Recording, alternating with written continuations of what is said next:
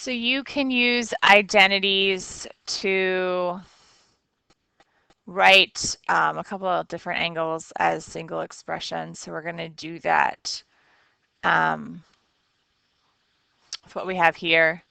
I have cosine squared of 7 plus sine squared of 7. This is actually a really easy one because cosine squared plus sine squared is equal to 1. So that's going to just be 1. But recognizing that it doesn't matter what the angle is. Doesn't we still have our cosine squared plus sine squared. So the next one, it's kind of tricky here. I see that I have a sine of an angle and a cosine of an angle, and I have an 8, which actually can be written as 4 times 2. So if I were to look at it, the 2 out front, and then the sine of the angle 19 and the cosine of the angle 19, that's actually written in the format of your double angle for sine. It doesn't matter if cosine or sine is in whatever order. That is equal to the sine of 2 of the angle. So our angle is 19, so 2 of the angle would be 38. Now, in our 8, divide by 2 to make the 2 out front. That means I'm still going to have a 4 left over. So basically it simplifies down to 4 sine of 38.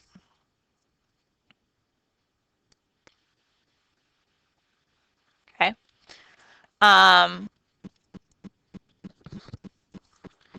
Okay, the next one is basically just as the formula reads for the sine of theta over 2 with the cosine of theta being 120. So this would just be the sine of 120 over 2, which would be 60.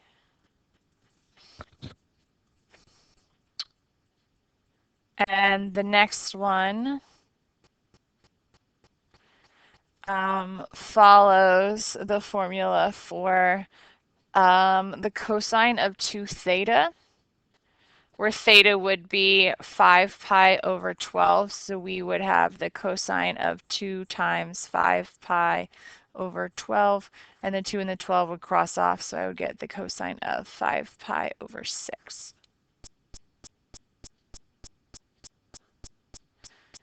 And then our last one here is using the formula for the sine of theta plus beta, alpha plus beta, I guess you'd say.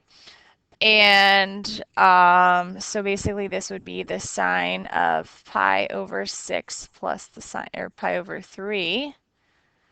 And pi over 6 plus pi over 3 is essentially pi over 6 plus 2 pi over 6, which would end up being 3 pi over 6, which would end up being just pi over 2.